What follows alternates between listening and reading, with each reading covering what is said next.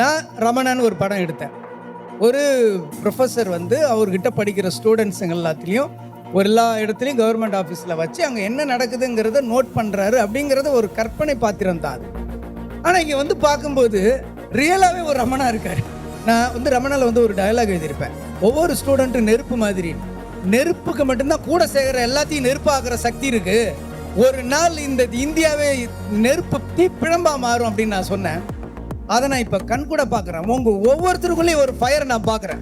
இந்த ஆனந்தம் விழுது இப்படி போய்கிட்டே இருக்கணும் அப்படின்னு நினைக்கும் போது உண்மையாக பெருமையாக இருக்குது.